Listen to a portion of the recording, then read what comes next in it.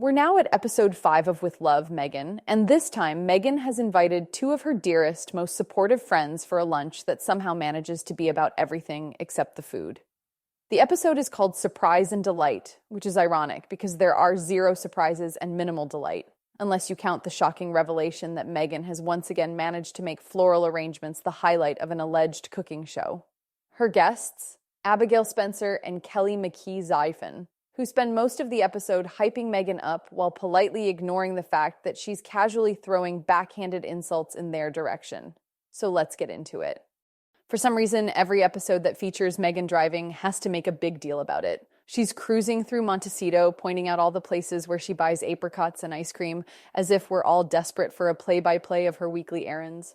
And of course, she dramatically sighs about the simple pleasures of life while driving home to a multi-million-dollar estate to arrange $300 worth of flowers for a lunch with her two besties. Ah, yes, simple pleasures. Because nothing says casual lunch like turning your home into a botanical garden, Meghan heads to an exclusive flower market and proceeds to spend a small fortune on blooms that look eerily similar to every other arrangement she's ever made.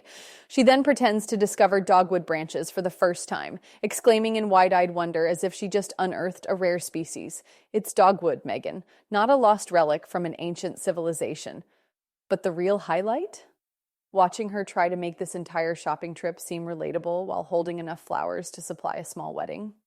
While setting up for lunch, Meghan casually burns her own friend on international television. She praises Kelly as an amazing cook, then immediately follows it up with, "And Abigail, well, she has other strengths." Ouch! Abigail, bless her heart, just smiles through the insult, probably because she already knows what this show is really about. Once again, Meghan manages to make food the least interesting part of a cooking show.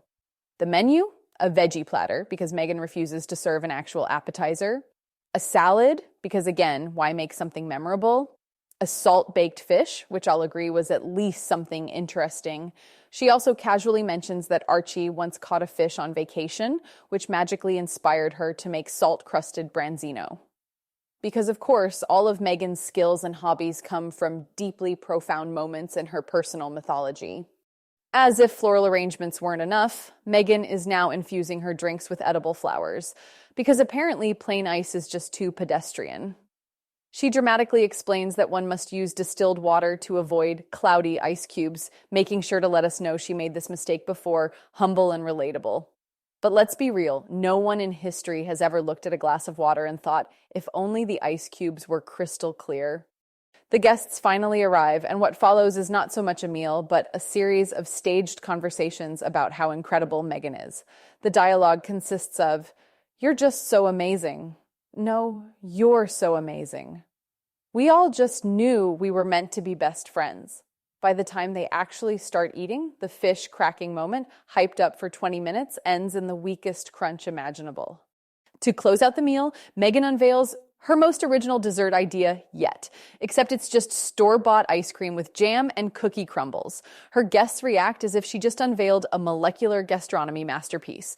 Meanwhile, the rest of us are sitting here thinking, you just dumped jam into a bowl and put ice cream on top, calm down.